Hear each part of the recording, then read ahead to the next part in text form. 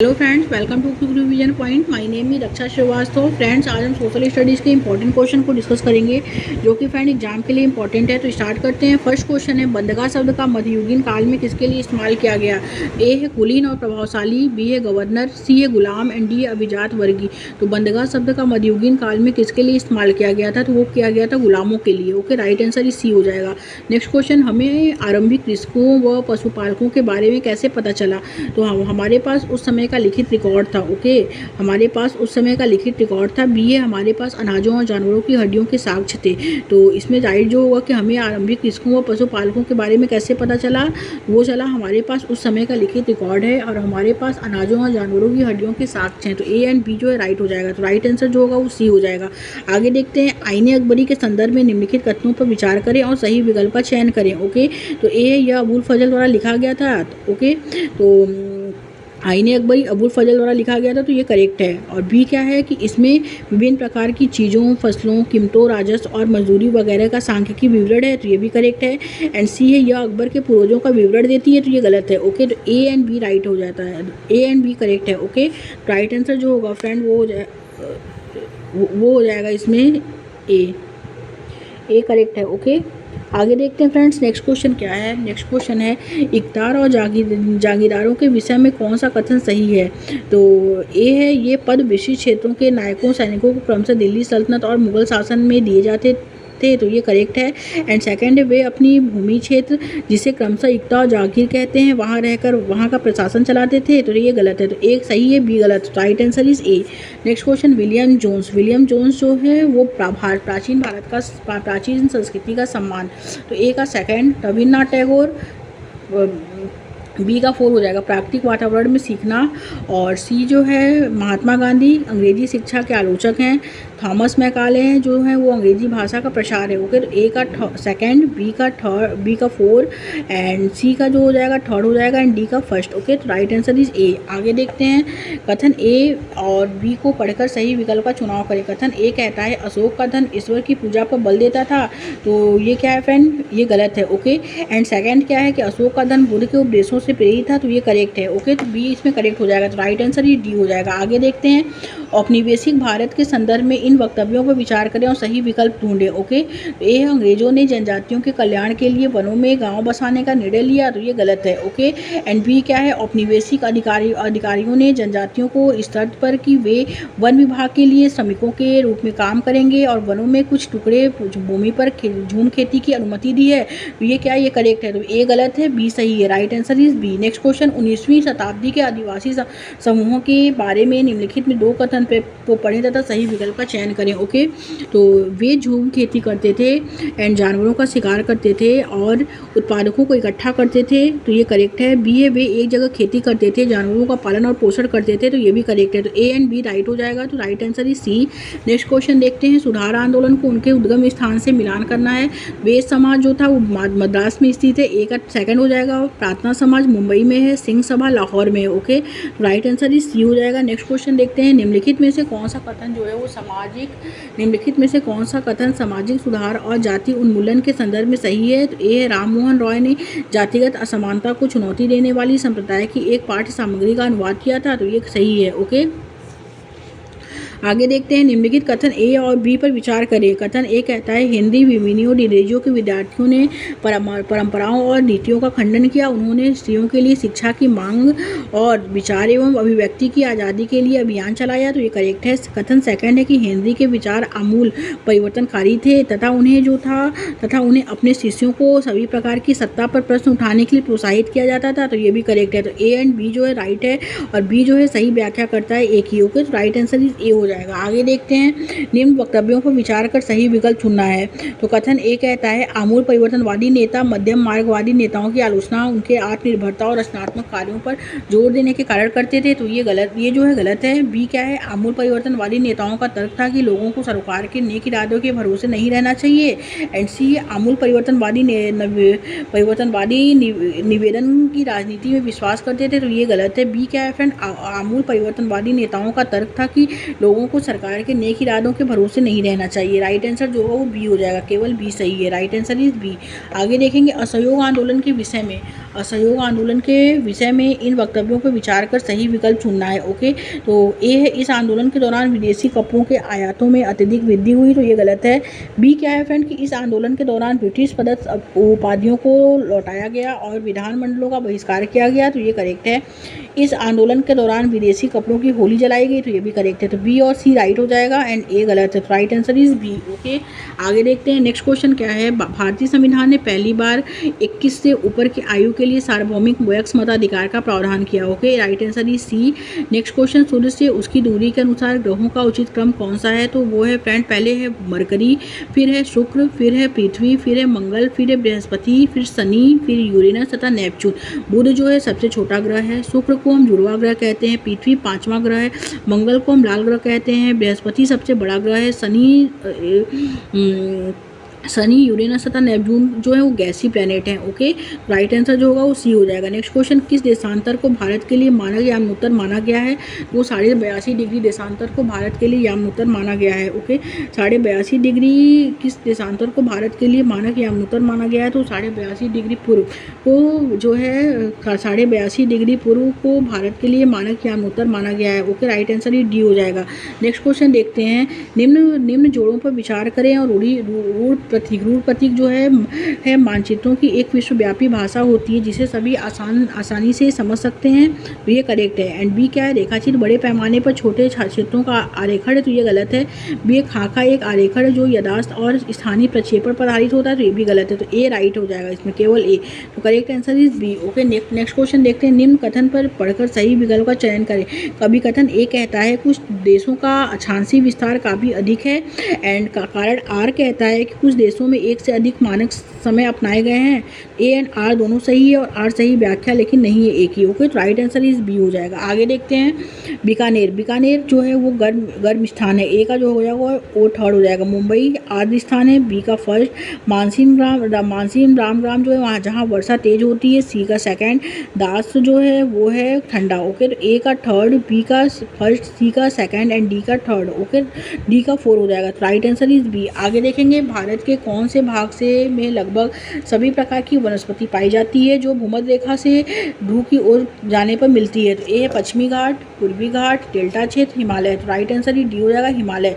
आगे देखते हैं, मिलान करें तथा उपयुक्त विकल्प का चयन करें। ओके, तो ए अपक्षय जो है वो सैलों का टूटना है, अपर्दन भूदृश्य पर होने वाला क्षय, विसर्प जो है वो है नदी द्वारा निर्मित बड़े मोड़, तटबंध जो है वो है तटबंध सैलों का टूटना है। ओके, अपक्षय क्या है, अपक्षय जो है सैलों का टूटना, अपर्दन क्या है भूदृश्य पर होने वाला क्षय, विसर्प जो है वो है नदी द्वारा निर्मित बड़े मोड़, एंड तटबंध जो है नदी के उत्थित तट है। ओके, तो राइट आंसर जो होगा वो बी हो जाएगा। नेक्स्ट क्वेश्चन, नीचे दी गई ए तथा बी विशेषताओं के आधार पर वायुमंडल की परत की पहचान करना है। तो वायुमंडल की परत क्या है, आयन मंडल इस परत का एक भाग है, रेडियो संचार में यह परत मदद करती है, तो वो जो है वो वायुमंडल। राइट आंसर डी हो जाएगा। निम्न कथन ए तथा बी पर विचार कीजिए तथा सही विकल्प का चुनाव कीजिए। कथन ए कहता है ध्रुव बर्फ के ढके हुए हैं क्योंकि आगमन की मात्रा भूमध्य रेखा से ध्रुवों की ओर बढ़ती है, तो ये गलत है। बी है कि ध्रुव उच्च अक्षांशों पर हैं और सूर्य की किरणें यहाँ तिरछी पड़ती हैं, तो ये करेक्ट है। ओके, ए गलत, बी सही। तो राइट आंसर डी हो जाएगा। नेक्स्ट क्वेश्चन, मरुस्थल के संबंध में निम्न 2 कथन पर विचार कीजिए। तो ए है कि ठंडा मरुस्थल लद्दाख बर्फीली हवाओं और तेज जलाने वाले सूर्य का ताप अनुभव करता है, तो ये करेक्ट है। बी है गर्म मरुस्थल सहारा में रातें अत्यधिक जो है ठंडी होती हैं और तापमान गिरकर लगभग 0 डिग्री तक पहुंच जाता है, तो ये भी करेक्ट है। तो ए एंड बी जो है वो दोनों राइट है। ओके, तो राइट आंसर जो होगा वो सी हो जाएगा। नेक्स्ट क्वेश्चन है, इन वक्तव्यों पर विचार कर सही विकल्प चुनना है। कथन ए है कि जनसंख्या पिरामिड का चौड़ा आधार भविष्य में बढ़ती हुई श्रमिक शक्ति का संकेत देता है, तो ये करेक्ट है। ओके, और बी क्या है कि एक देश की जनसंख्या में बड़ी संख्या में छोटे बच्चों की संख्या होने से देश के लिए सम बाजार में आर्थिक लाभ की स्थिति होती है, तो ये गलत है। सी है जनसंख्या पिरामिड का आधार जो होता है वो मृत्यु स्तर पर शिक्षक जन्म संख्या दर्शाता है, तो ये भी गलत है। तो ए सही है, बी और सी गलत है। राइट आंसर ही सी हो जाएगा। आगे देखते हैं फ्रेंड्स, नेक्स्ट क्वेश्चन क्या है, प्राकृतिक वनस्पति और वन्य जीव के संरक्षण के संदर्भ में निम्न कथनों पर विचार करें और सही विकल्प को चुनना है। ओके, निम्न कथन पर विचार करना और सही विकल्प को चुनना है। तो कथन ए कहता है ये कहता है कि विश्व के अनेक भागों में मनुष्य के ने अपने क्रियाकलापों में अनेक जातियों के प्राकृतिक आवासों में उथल पुथल कर दी है, तो ये करेक्ट है। बी क्या है, प्रजातियां जो विलुप्त होने की कगार पे हैं उनको जागरूकता बढ़ाने से संरक्षित जो है किया जा सकता है, तो ये भी करेक्ट है। तो ए एंड बी दोनों राइट है, सी गलत है। राइट आंसर इज ए। आगे देखते हैं, एक फसल के संबंध में निम्न को पढ़िए। यह उष्णकटिबंधीय और उपरोष्णकटिबंधीय प्रदेशों का मुख्य आहार है। भी है, इसे उच्च तापमान, उच्च आर्द्रता तथा उच्च वर्षा की आवश्यकता होती है, तो ये जो है चावल है। ओके, राइट आंसर जो होगा फ्रेंड वो बी हो जाएगा। आगे देखते हैं, हमारे आसपास रहने वाले लोगों से लोग बहुत गरीब हैं और उनके पास खाने या पहनने के लिए पर्याप्त नहीं है। कभी कभी उनके पास रहने के लिए जगह भी नहीं होती है। इसका कारण जो है वो असमानता है। राइट आंसर इज ए हो जाएगा। नेक्स्ट क्वेश्चन, यदि आप छत्तीसगढ़ के गाँव में राजकीय विद्यालय में अध्यापन कर रहे हैं तो असमानता की चर्चा के लिए किस समूह को उदाहरण के रूप में के लिए जो है स्थानीय संदर्भ में प्रयोग करेंगे, तो वो है बैगा। राइट आंसर जो होगा वो डी हो जाएगा। ओके, आगे देखते हैं फ्रेंड्स, नेक्स्ट क्वेश्चन क्या है। नेक्स्ट क्वेश्चन है कि यदि एक अध्यापिका लेखपाल या कानूनों जैसे शब्द प्रयोग कर रही है तो वे किस अध्याय पाठ को पढ़ा रही है, तो भू राजस्व रिकॉर्ड को पढ़ा रही है। Right answer is C. Next question देखते हैं, विश्व की सबसे भयानक औद्योगिक त्रासदियों में से एक वर्ष 1984 में भोपाल में हुई थी और यूनियन कार्बाइड एक कंपनी जो है एक अमेरिकी कंपनी की फैक्ट्री थी जिसे यह प्रारंभ हुई। यह आपदा कोई दुर्घटना नहीं थी क्योंकि कंपनी ने लागत में कटौती के लिए जानबूझकर आवश्यक सुरक्षा उपायों की अनदेखी की। ओके, राइट आंसर इस बी हो जाएगा। आगे देखते हैं, मानसून के दौरान मछुआरे समुद्र पर मछलियाँ पकड़ने नहीं जा सकते क्योंकि फर्स्ट है वर्षा के कारण बीमार हो सकते हैं, सेकंड है नावें वर्षा के कारण उलट सकती हैं, थर्ड है इस काल में मछलियाँ अंडे देती हैं। ओके, तो पहला दूसरा तीसरा राइट हो जाएगा। तो राइट आंसर ही डी। आगे देखते हैं, कथन ए और आर को पढ़ें तथा सही विकल्प का चयन करें। कथन ए कहता है किसी मजदूर काम की तलाश में शहरों में प्रवासन करते थे, तो ये करेक्ट है। एंड सेकंड है कारण आर कहता है इसमें कि कृषकों को और कारखानों का काम अल्पकालिक होने के कारण कृषि मजदूरी और अल्पकालिक कारखानों में काम करना सरल हो जाता था, तो ये जो है गलत है। ए सही है, आर गलत है। तो राइट आंसर ही सी हो जाएगा। आगे देखते हैं, नेक्स्ट क्वेश्चन क्या है, लोकतंत्र और अधिकारों के बीच अंतर संबंध के बारे में कौन सा कथन अधिक मान्य है। ए है प्रत्येक लोकतांत्रिक देश अपनी सेना को अधिकार देता है। बी है प्रत्येक देश जो अपने नागरिकों को अधिकार देता है वह लोकतंत्र है। सी है प्रत्येक व्यक्ति को अधिकार दिए जाते हैं लेकिन अनिवार्य रूप से नहीं। डी है प्रत्येक देश जो लोकतंत्र है अपने नागरिकों को अधिकार देता है। तो ये गलत, ये क्या है फ्रेंड, ये कथन जो है अधिक अमान्य है। ओके, राइट आंसर जो होगा वो डी हो जाएगा। नेक्स्ट क्वेश्चन, निम्नलिखित में से कौन सा जनसंचार माध्यम के संदर्भ में सही है। तो वे कम मूल्य में प्रसारण सुनिश्चित करते हैं। बी है वे कहानी तैयार करने के लिए कोई एजेंडा तय करते हैं। सी है इनका स्वामित्व गरीब जनता के पास है। एंड डी है वे ग्राहक अंशदान द्वारा अपना राजस्व प्राप्त करते हैं। तो कौन सा कथन संचार के माध्यम के संदर्भ में सही है, तो वे कहानी तैयार करने के लिए कोई एजेंडा तक तैयार करते हैं। Okay, right answer is B हो जाएगा। नेक्स्ट क्वेश्चन, भारतीय राज्य धर्मनिरपेक्ष है और अपने और विभिन्न प्रकार से धार्मिक भेदभाव रोकता है। इस प्रकार के राज्य का लक्ष्य क्या, राज्य शब्द का क्या तात्पर्य है, तो वह संप्रभु लोगों की राजनीतिक संस्था जो निश्चित भूभाग में रहते हैं। राइट आंसर ही डी हो जाएगा। आगे देखते हैं, भारतीय संविधान अल्पसंख्यकों के बहुमत से वर्चस्व की रोकथाम अर्थात ऐसी स्थितियां जहां एक समुदाय लगातार ऐसे निर्णयों को लागू कर सकता है जो अन्य समुदायों को वर्जित रखते हैं और उनके हितों के विरुद्ध जाते हैं, यह संदर्भित है कि अंतर सामुदायिक वर्चस्व है। ओके, राइट आंसर जो होगा वो बी हो जाएगा। आगे देखते हैं फ्रेंड्स, अध्यापिका छात्रों से ऐसा उदाहरण पूछती है जहां सर्वोच्च न्यायालय राज्यों के बीच झगड़े का निपटान क्या हो। निम्न में से कौन सा उदाहरण सही है, तो ए जीएसटी फंड का दो राज्यों में बंटवारे से संबंधित झगड़ा। बी है संरक्षित क्षेत्र में रेल मार्ग के निर्माण से संबंधित झगड़ा। सी है नदी जल के बंटवारे से संबंधित झगड़ा। डी है भगोड़ों के संपत्ति से संबंधित झगड़ा। तो राइट आंसर ही सी, नदी जल के बंटवारे से संबंधित झगड़ा। ओके, आगे देखते हैं, नेक्स्ट क्वेश्चन क्या है, विद्यालय में मिड डे मील बांटने के दौरान दलित समुदाय से संबंधित विद्यार्थियों के समूह को अलग बैठने के लिए कहा गया है और यह उन्मूलन मौलिक अधिकार का हनन है। वे न्याय प्राप्त करने के लिए क्या कर सकते हैं, तो ए वे इस कार्य के विरुद्ध विद्यालय प्रशासन को शिकायत कर सकते हैं। एंड सी है इसमें बी सेकंड, वे एससी तथा एसटी के लिए गठित राष्ट्रीय समिति के जो है अध्यक्ष के को शिकायत लिख सकते हैं। सी है थर्ड है, वे विद्यालय प्रशासन के खिलाफ कोर्ट जाकर केस दाखिल कर सकते हैं। तो पहला दूसरा दूसरा तीसरा राइट हो जाएगा, तो राइट आंसर इज सी। आगे देखते हैं, जनजातियों के हास्याकरण से निपटने के लिए कौन सा तरीका उचित है?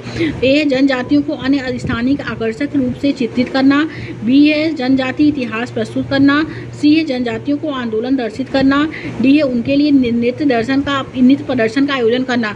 तो जनजातियों के हास्याकरण से निपटने के लिए कौन सा तरीका उचित है? तो वह है जनजातीय इतिहास प्रस्तुत करना। राइट आंसर इज बी हो जाएगा। आगे देखते हैं, सामाजिक विज्ञान शिक्षण के में सामाजिक रचनावाद बल देता है, किस पे बल देता है? तो ए है परीक्षा आधारित अधिगम पे, बी है सूचना आधारित अधिगम पे, सी है प्रयोगात्मक अधिगम पे, एंड डी है निष्क्रिय अधिगम पे। तो सामाजिक विज्ञान शिक्षण में सामाजिक रचनावाद जो बल देता है वो प्रयोगात्मक अधिगम पे बल देता है। Okay, right answer is C. आगे देखेंगे, मुझे इतिहास उबाऊ लगता है क्योंकि यह केवल तिथियों को याद करने के बारे में है। सामाजिक विज्ञान के अध्यापक के तौर पर इस तरह की समय संबंधित अवधारणा को दूर करने के लिए आप किस पर जोर देंगे? चर्चा करेंगे कि कैसे इतिहास लोगों को इतिहास के बारे में तथा कैसे शताब्दियों में संस्कृति और समाज जो है बदल गए हैं। ओके, राइट आंसर जो होगा फ्रेंड वो बी हो जाएगा इसमें। नेक्स्ट क्वेश्चन है, मुस्लिम समुदाय एक हास्याकृत समुदाय है। इस विषय पर होने वाली एक वाद विवाद प्रतियोगिता में भाग लेने के लिए छात्रों की एक सामाजिक विज्ञान अध्यापक के रूप में किस प्रकार सहायता करेंगे? तो फर्स्ट है, उन्हें वर्ष 2011 की भारत की जनगणना रिपोर्ट का अवलोकन करने के लिए कहेंगे, ये करेक्ट है। सेकंड, उन्हें संविधान में अल्पसंख्यकों के विषय में दिए गए अनुच्छेदों को पढ़ने के लिए कहेंगे, ये भी करेक्ट है। थर्ड है, उन्हें मुस्लिम पड़ोस में ले जाएंगे, ये भी करेक्ट है। फोर्थ है, लोक सेवाओं में मुस्लिम की संख्या संबंधी डाटा कक्षा में लाकर। ओके, तो ये भी करेक्ट है। पहला, दूसरा, तीसरा, चौथा राइट हो जाएगा, तो राइट आंसर ही डी हो जाएगा। आगे देखते हैं, प्रारंभिक स्तर पर 13वीं शताब्दी में उत्तरी भारत में नए धार्मिक विकास विषय का परिचय देने का तथा व्याख्या करने के लिए शिक्षिका द्वारा निम्नलिखित में से कौन सा युक्तियाँ जो है अपनाई या लगाई जा सकती हैं? तो फर्स्ट है, शिक्षिका निर्गुण भजन गा सकती है। सेकंड है, शिक्षिका शब्द कीर्तन की रिकॉर्डिंग चला सकती है। एंड थर्ड है, शिक्षिका रामचरितमानस की चौपाई गा सकती है। ओके, पहला, दूसरा, तीसरा राइट हो जाएगा। चौथा क्या, वह विद्यार्थियों को नामघर घुमाने ले जा सकती है, तो ये गलत है। तो पहला, दूसरा, तीसरा करेक्ट है, तो राइट आंसर इज बी। आगे देखते हैं, उद्योग और उसके प्रकार के शिक्षण के समय अध्यापक ने नदियों में अपशिष्ट के निकास के चित्र दिखाए एवं उसके बाद चर्चा की। अध्यापक का उद्देश्य जो होता है उद्योग की संकल्पना को सुदृढ़ करना। सेकंड है, उद्योगों की निकास व्यवस्था को समझना। थर्ड क्या है, अपशिष्ट के प्रबंध समझना, तो ये गलत है। एंड फोर्थ है, प्रदूषण के प्रति संवेदनशील बनना, तो ये करेक्ट है। तो पहला, दूसरा, चौथा राइट हो जाएगा, तो राइट आंसर ही डी हो जाएगा। आगे देखते हैं, निम्नलिखित को सामाजिक विज्ञान की कक्षा में कई संकल्पनाओं के शिक्षण के चरणों के क्रम में लगाना है। तो पहले है, इसमें छात्रों के उपयुक्त पूर्व संकल्पनाओं के ज्ञान को निर्धारित करें। इसके बाद संकल्पनाओं को स्पष्ट रूप से परिभाषित करें। फिर है, छात्रों को पूर्व अधिग्रहित संकल्पनाओं को नई संकल्पना से जोड़ने को कहें। फिर है, संकल्पना के उदाहरण एवं गैर उदाहरण को प्रस्तुत करें। फिर है, इसमें छात्रों को नए दृष्टांतों में संकल्पना का प्रयोग में लाने को कहें। ओके, तो पहले चौथा, फिर पहला, फिर तीसरा, फिर दूसरा, फिर पांचवा। ओके, राइट आंसर ही डी। आगे देखते हैं, कक्षाई प्रक्रिया के में पाठ्य पुस्तक की भूमिका के संदर्भ में निम्नलिखित कथन पर विचार करना है। फर्स्ट है, पाठ्य पुस्तक में दी गई प्रश्नावली एक शिक्षक की सहायता करती है यह जानने में कि पाठ में जो कुछ पढ़ाया गया है वह छात्र को किस सीमा हद तक समझ आ गया है, तो ये करेक्ट है। सेकंड है, वे पढ़ाए जाने वाले पाठ की लय को बाधित करती है, तो ये गलत है। वे विद्यार्थियों को जो कुछ भी कक्षा में पहले पढ़ाया गया है उसे याद करने तथा उसे संबंध बनाने में सहायता करती है। ओके, तो पहला और तीसरा राइट हो जाएगा, तो राइट आंसर इज बी। आगे देखते हैं, आरंभिक स्तर पर भारत में ग्रामीण प्रशासन विषय पर कक्षा में संज्ञानात्मक रूप से चर्चा करने के लिए निम्नलिखित में से कौन सी शिक्षण अधिगम युक्ति उपयुक्त है? तो फर्स्ट है, इसमें भूमिका अदा करना है यानी रोल प्ले। समय सीमा, तो ये गलत है। अंतर्मुक्त ओपन एंडेड प्रश्न, ये करेक्ट है। तो पहला और तीसरा राइट हो जाएगा, तो राइट आंसर इज सी। आगे देखते हैं, बच्चों में संज्ञानात्मक विकास के लिए अध्यापक क्या कर सकते हैं? तो अध्यापक जो कर सकते हैं उन्हें भावनानुवाद करने और खुद के नोट्स बनाने को उत्साहित करें। सेकंड है, मुख्यतः साधारण पुनः स्मरण आधारित प्रश्न दें। एंड थर्ड क्या है फ्रेंड, इसमें थर्ड है कि उन्हें अपने अन्वेषण के तरीके ढंग बनाने की अनुमति दें। एंड फोर्थ है, उनकी समस्या समाधान परिस्थिति में भागीदारी करवाएं। तो पहला, तीसरा, चौथा राइट हो जाएगा, तो राइट आंसर जो होगा फ्रेंड वो बी हो जाएगा। नेक्स्ट क्वेश्चन, एक ऐतिहासिक घटना की समाचार पत्रिका का सामाजिक विज्ञान अध्यापक तार्किक चिंतन विकसित करने के लिए कैसे प्रयोग करता है? तो फर्स्ट है, लेखक के दृष्टिकोण और शोध का आकलन करके। सेकंड है, घटना के घटित होने के प्रसंग में तर्क प्रस्तुत करना। थर्ड है, तर्कों की सत्यता को प्रमाणित करना। पहला, दूसरा, तीसरा राइट है, चौथा गलत है, तो right answer is A. Next question, तो राइट आंसर जो होगा वो ए हो जाएगा friend. Okay, thank you friends.